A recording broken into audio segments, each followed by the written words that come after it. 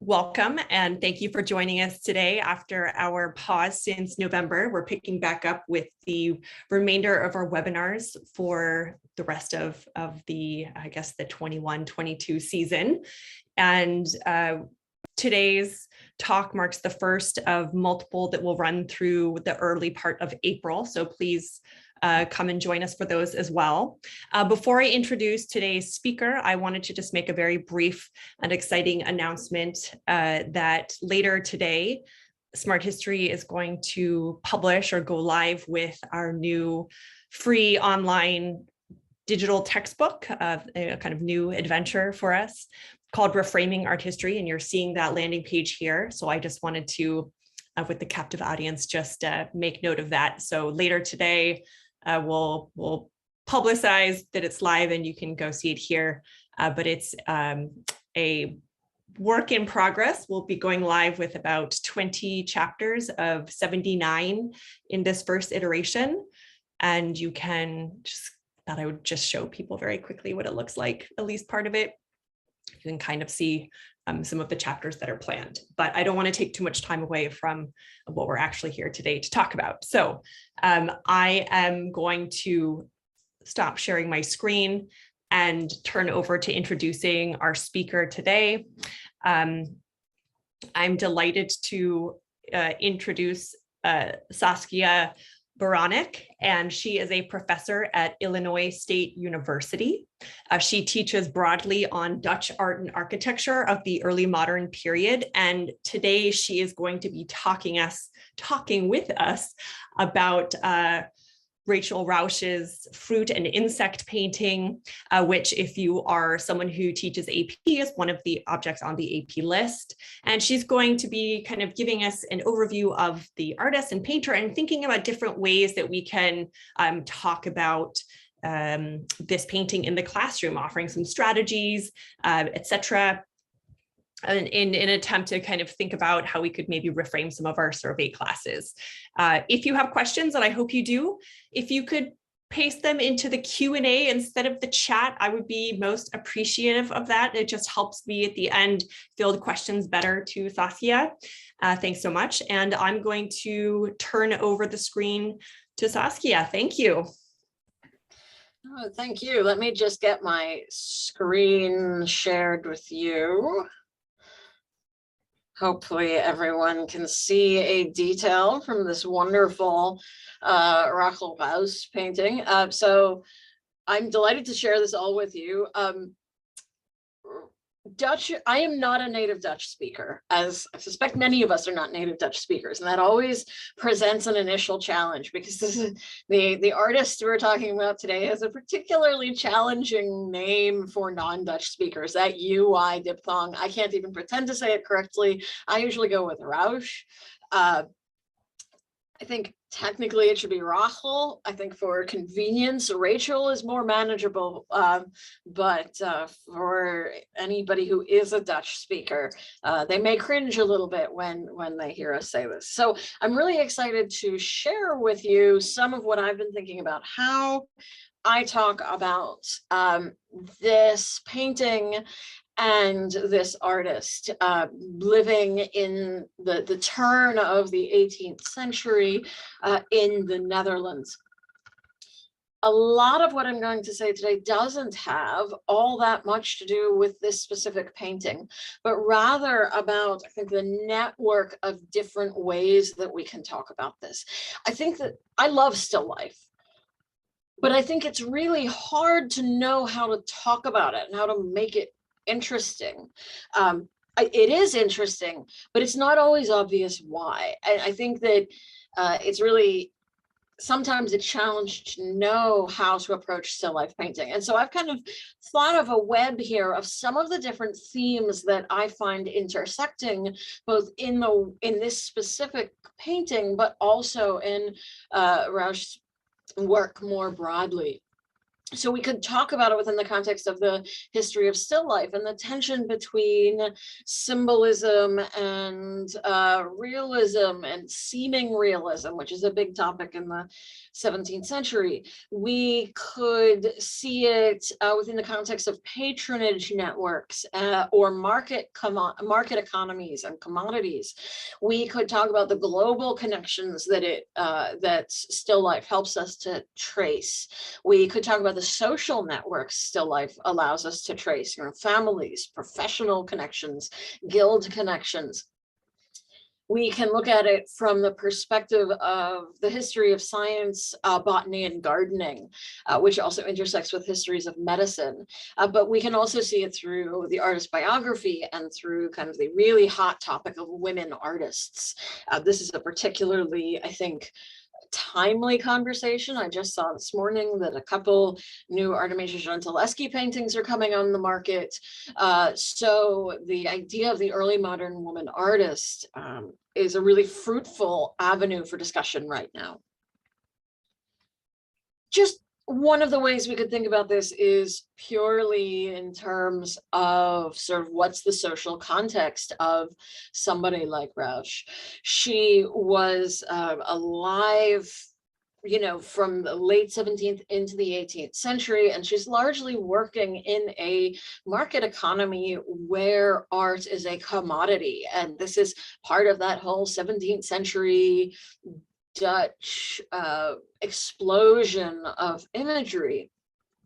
But one of the ways in which she's unusual is that she also has this patron in the Elector Palatine in Dusseldorf. So one of these big important kind of German Protestant powerhouses.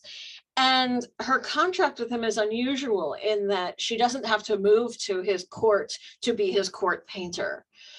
So, she's trained in Amsterdam by the still life painter Willem van Aalst as a teenager. And when she becomes the kind of court painter to the Elector, she stays in Amsterdam. And that is really unusual to have both of these positions. So she's a great way to talk about economics and what does art do and how does it do it in an economic structure. She pulled an annual salary from the Elector, but could also take other commissions. So I think when talking about patronage, there's a tendency to think, oh, either you have a court appointment or you're working for an open market. And here's somebody who seems to have done both of those things. She was very successful within her lifetime. Not only was she the court painter to the Elector, but she was also a member of the Guild of St. Luke, and she was the first female member of kind of guild in The Hague. So really connected to a lot of different structures and organizations of how artists were professionals at this time. And I'm bringing in this painting on the right here, the still life.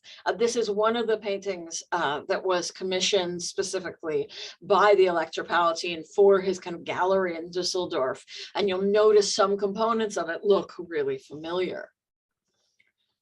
Another way that my students really love hearing about this is within the context of her family. Her father is Friedrich Ruysch, who's an important botanist, obstetrician. He designs these very peculiar dioramas of natural curiosities, skeletons. My students love these from a sort of macabre perspective. These are from, the illustrated published works of Rachel's father. And so she grew up in this house full of botanical specimens and medical specimens.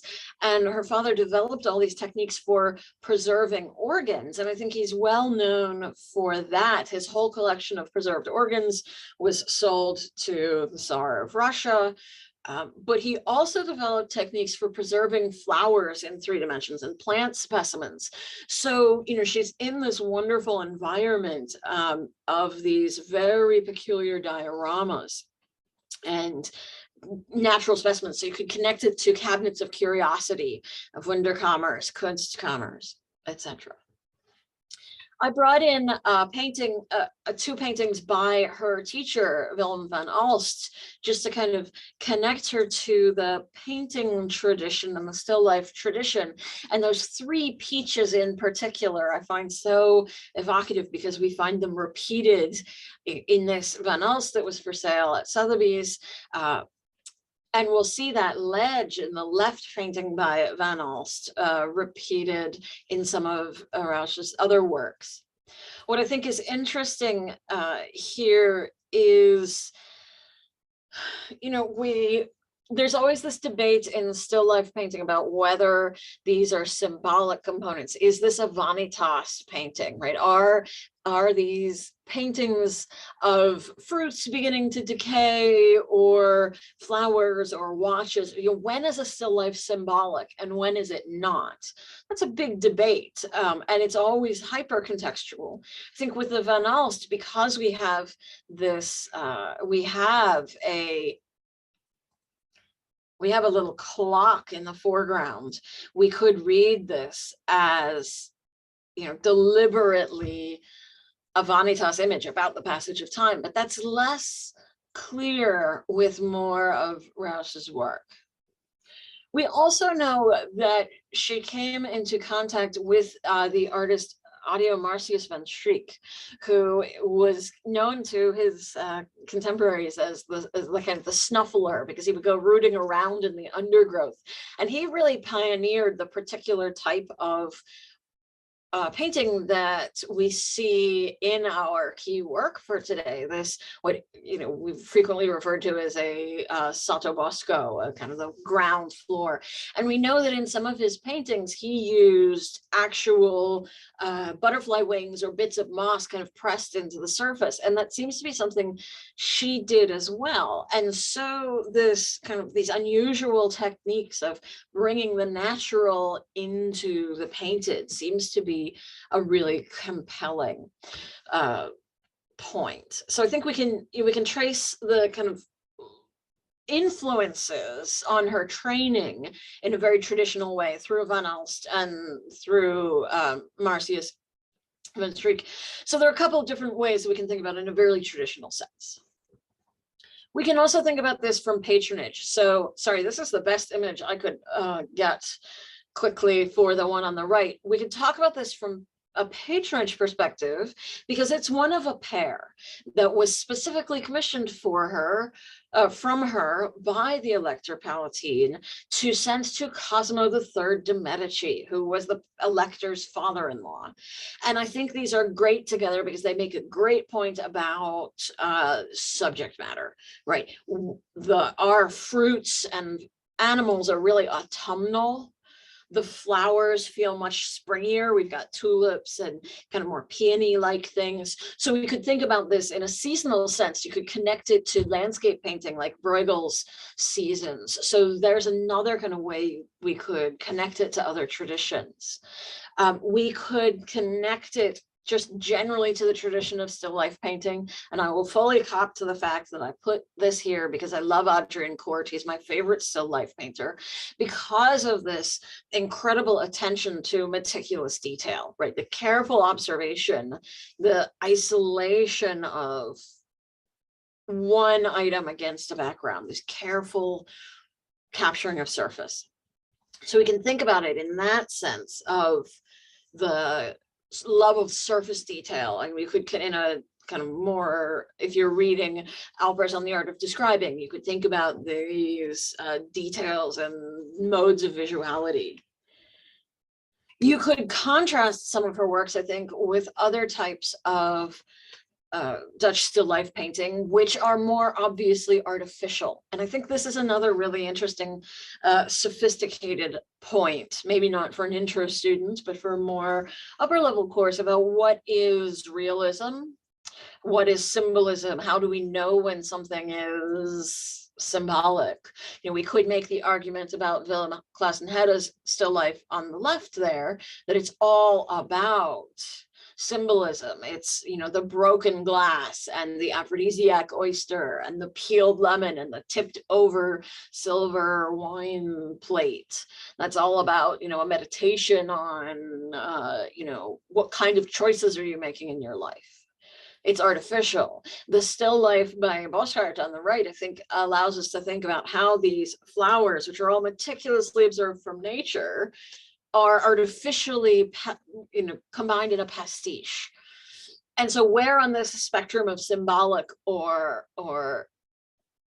not, where in the spectrum of artifice does somebody like Ruysch fall?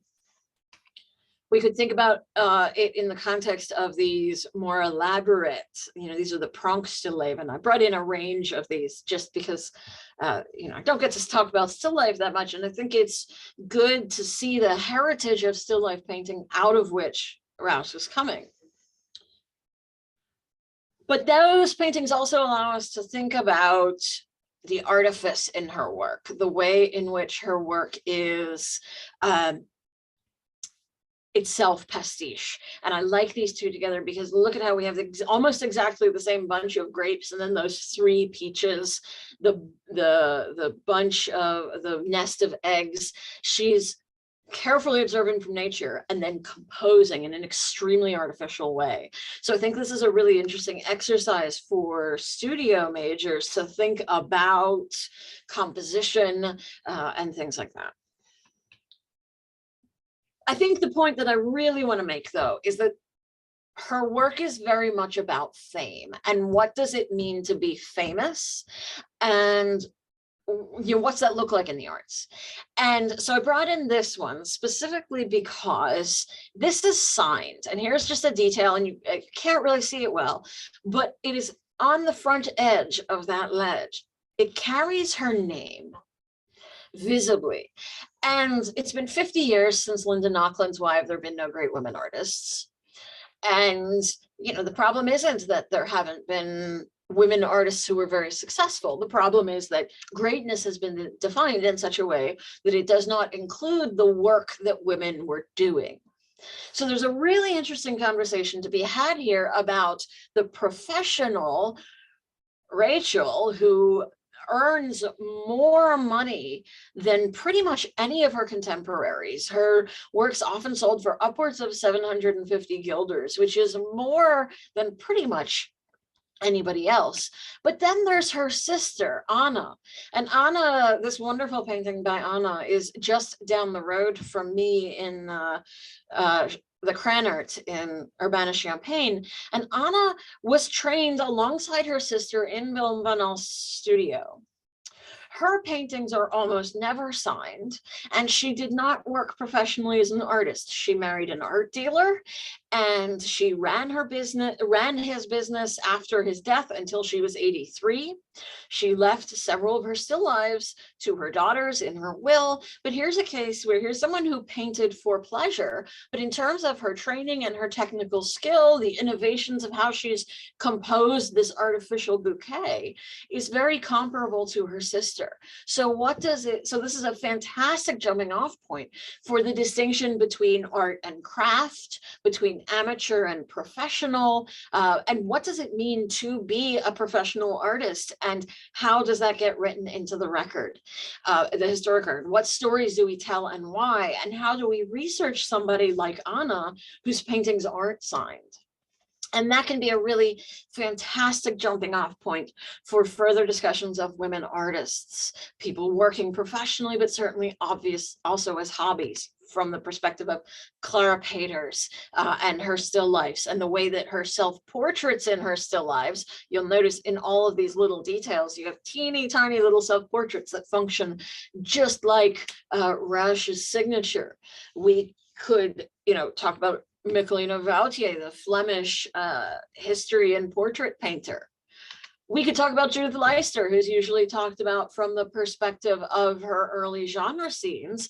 But the more we are open to the idea of the flexibility, maybe she did continue painting after she married Jan Meetse Molenaar and continued to be a painter. So our understanding of her career is also changing as we continue to do more research. I'm going to skip ahead a bit because I, as usual, got way too down the rabbit hole here. We could talk about global connections. We've got unusual fruits and plants, which connect her to her uncle Franz Post, who was the landscape painter who went to Brazil. But we can also connect her to the history of science and botany, to artists like Maria Sibylla Merian, who is fundamental in in documenting a more scientific approach to plants, to documenting bugs in their transitional stages. And this is a moment, this is the end of a century where we have the microscope coming on the stage. We have the, Swammerdam's Bible of Nature. We have a large community, specifically of women like Marianne or like the patron Agnes Bloch, who was a gardener and patron and commissioner of books about gardens. And so there's a whole network of women in Amsterdam around 1700 who are looking at nature really carefully and documenting it in a systematic way. And so I think this is a fantastic point to talk about the history of science, the history of botany, and see that where art and science begin to diverge and come back together and diverge again.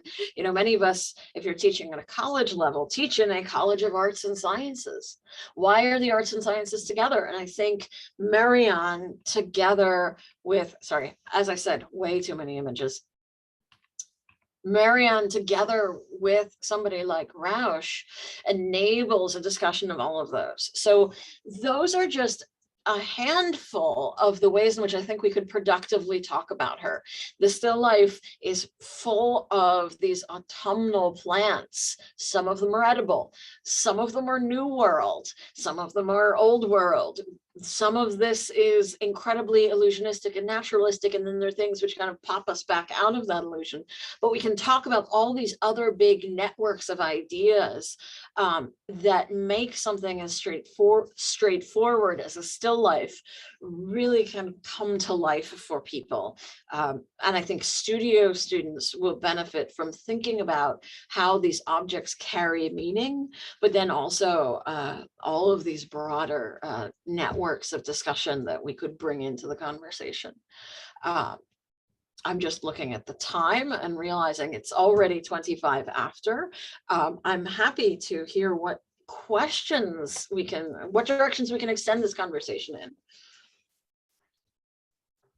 Thank you so much, Saskia. I'm just getting myself situated here to be able to field these questions. And please ask questions in the Q&A. We already have a couple for me to field to you. But first off, thank you. This was wonderfully fascinating. And I think you made such an excellent point at the outset that, oftentimes, whether it's people or students in our classrooms tend to initially see still lifes as something that is maybe less engaging or very superficial on the front. And I think you did such an excellent job of really inviting us to think about these different nodes and connections that we can make. And I think with students, when we invite them, to look really closely and think about it, it's always wonderful to then see how they can take that outside of the classroom. So thank you for that.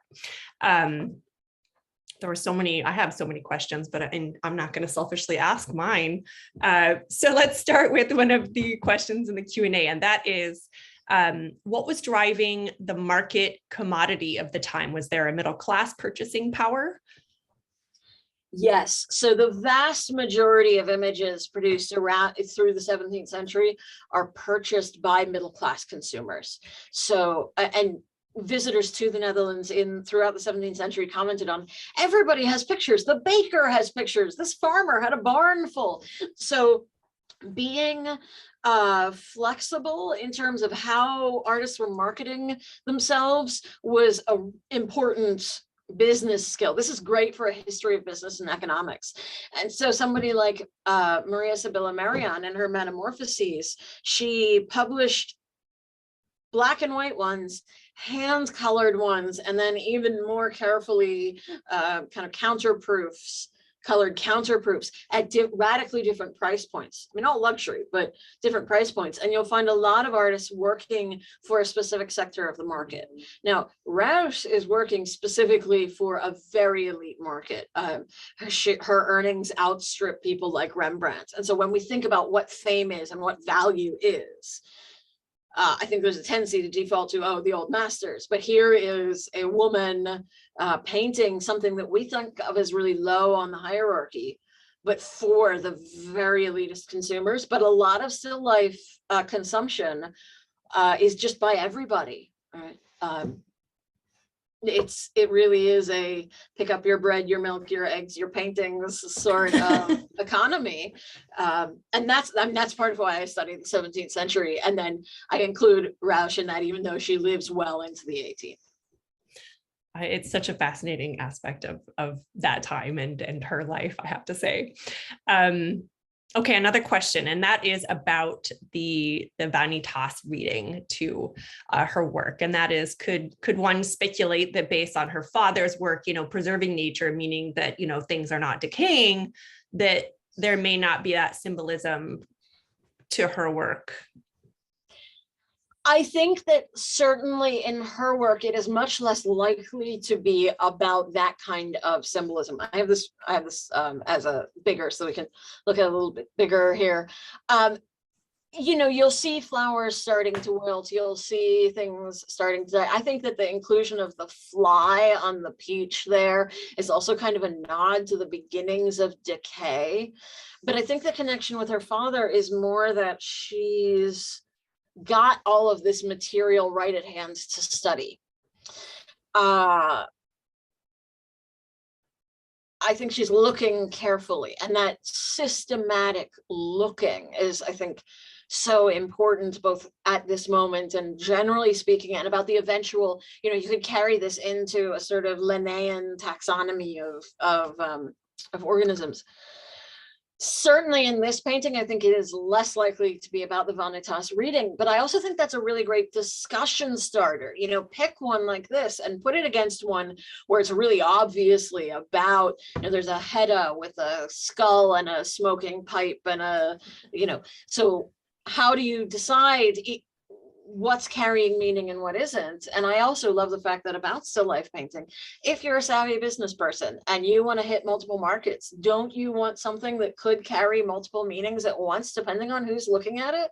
But I feel like that would be a great kind of class activity for, these are both still lives. Do we take different meanings from them? A lot of kind of practicing interpretation and relating that to original context versus our context might be a great jumping off point. Yeah, and even just the many different types of still lifes, right? I mean, I think that at least my students sometimes assume they all are like the same exact type of thing, and putting them, comparing them in that way is such a good way to show them that diversity. We have a couple of questions about patrons. Yes. And so the first one is, do we have a good sense or some idea of how her patrons maybe understood these images? Did they understand them as, botany, decoration, philosophy, all these things, like all these nodes that you've cut, or some of these nodes that you've mentioned, or was it more one than another? That's a really individual kind of discussion. Each patron, I think, is going to understand them differently. And so that's getting into we've got to look at each patron individually. And I think certainly if you look across her patrons, different ones of them understood them in different ways. She was very connected to this whole group of women deeply engaged with botanical studies. And so I think that, the people connected to that circle would read them one way. There's been some work on how her paintings were displayed in Dusseldorf. So I think you would want to think about what else are they being shown with? And you'd really have to take it on a case by case basis. And then you think, okay, somebody like the Elector Palatine knew her work quite well and was, I think, godfather to her last child, her 10th child. She had 10 children between the ages of 27 and 49, or 29 and 47. But the last child brought, connected to the elector. He knew her work well, but then sent several of her works to Florence. And so how are they displayed in Florence? And how is that context different from the Dusseldorf context is different from the Amsterdam context? So this is where we get into the stuff I get really excited about where things displayed. And that's got to be taken on a case by case basis. But certainly there are inventories that talk about those things, and a more upper level class could be a really exciting discussion about display. And is this in a cabinet of curiosities, or is it in a botanical space, or is it in a more, what does the space it's in say about it? But that would have to be, I think it runs the gamut of how her patrons thought about them. Which makes a lot of sense. Yeah. And do we have, why is it that her work demanded such high prices? I mean, was it common for, other women to achieve such high prices at this time, or is she unique in that capacity? I'm combining some questions here. It is unusual. Still life painting is, and particularly of the type that she's doing, is extremely sophisticated in terms of its technical skills. And yet at the same time, it's really funny to see her cutting corners. Like we see that same group of 3 peaches in a number, or very similar peaches in a number of different paintings. So she's clearly got her pattern books and is, repeating motifs. It is unusual that she commands such high prices, and I don't exactly know why, but I think a lot of it comes down to the skill and the craft, but also the circles that she's moving in, and the fact that she is patronized by such elite people. That's just gonna gonna drive up prices. But she's, innovative. She's connected to these scientific avenues. She's an exquisite painter, although I would say that her sister's not bad either. So it's a lot of different factors. And I think there's such an interesting discussion about the role that fame drives. She's referred to, in glowing terms when she dies. And so that fame is going to drive her prices too. And so what makes an artist famous during their lifetime, after their lifetime? Why are all of these other Dutch artists who commanded really high prices, like the Leiden-based painters like Gerrit Douw, they were not praised after their death in the same way? So I feel like that is a good question to pose to students about what's the role of fame and its relation to economics. Yeah, and as you mentioned in your talk, the canon that has formed in art history, which might look really different than that fame in their lifetimes, right? I think that's such a great conversation to have with students in the classroom. We have a couple more questions here. One is about the commissioning of work for the Medici, and were the 2 paintings meant to be a pair? They were commissioned together. And I think I can skip back to them really quickly. I think I was clearly prepared to give you all a multiple hour long course upon these life paintings. They were commissioned at the same time to be sent to the Medici, and Cosimo III had visited Amsterdam and had visited Frederick Ruysch in Amsterdam, and also both Willem van Elst and Otto Marcius van Streek had worked for the Medici in Florence. So there's this really great Florence Amsterdam connection there, like a whole social network. Whether they were intended to be specifically thematically a pair, I'm not entirely sure, but I think when we look at them compositionally, and this is a great place to practice our visual analysis, right, or make our students, they both have a very similar kind of orientation, this kind of spilling out to the left. And I'm sorry, this is such a terrible reproduction of the of the flowers. I couldn't find a really good image of it. It's much more saturated in its colors, actually. But I think there's something about the real autumnal nature of the one. There's corn, there's a squash, there's a wonderful giant stag beetle up on top of the squash. But then we have these really spring flowers, but they're kind of organized the same way. So either she's so formulaic that she just paints the same thing, or same kind of organization of space, or they're intended to echo each other. And I would be inclined to read them as, since they were commissioned together to be given as a gift, I would think that she would have thought about them as a pair, although I admit that I did not go and double check the size on the flowers, which would be a really important detail that I should have chased down, but I did not have access to that information right away. We won't hold it against you, Saskia. Oh, thank you. We'll just edit that out of the recording. It looks like we have one last question, and that is about when did we start, or could you talk a little bit more about when we start to see this interest in documenting plants and fruits for scientific purposes? That is such a great topic. How long do you have? I know. The 17th century history of gardening and botany is fantastically interesting. It is the founding of both the botanical garden at the University of Leiden under Clusius, and then the Amsterdam botanical gardens, which her father gave lectures at. They're both really important in the 17th century, and gardens were being replanted at this time from during the pre-17th century. Gardens were organized based on all the things that do the same thing will be planted together. Like, are these, will these make you throw up? Are they good for your skin? Are they good for this? They were planted, my understanding is they were planted together based on function. By the time Ruysch is, kicking around the botanical gardens, things have been planted together based on, are they related to each other botanically? So there's a shift in how plants are classified, even during the 17th century. If you look at botanical texts from throughout the 17th century, they're increasingly well documented. They begin to be illustrated, and so that interest is developing all through the 17th century.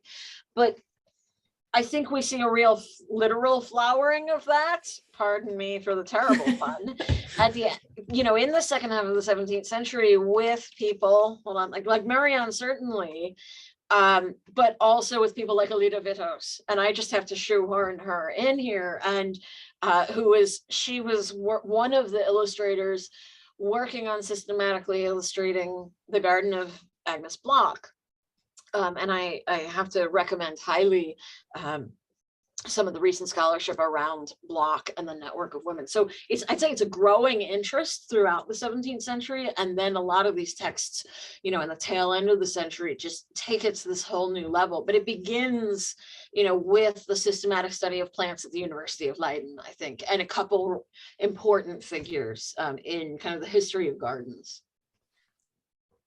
Thank you so much, Saskia. This has been so fascinating. And I'm already thinking of ways to kind of rethink how I teach her my classes. And I want to thank everyone who joined us for this very fascinating talk. And I'm sure if you have more questions, you can get in touch with Saskia, or you can post to the Smart History Commons Facebook page, and we can pass those questions along. But for now, just to be respectful of everyone's time, we're going to say goodbye and hopefully see many of you for the next webinar. And thank you again, Saskia. Thank you.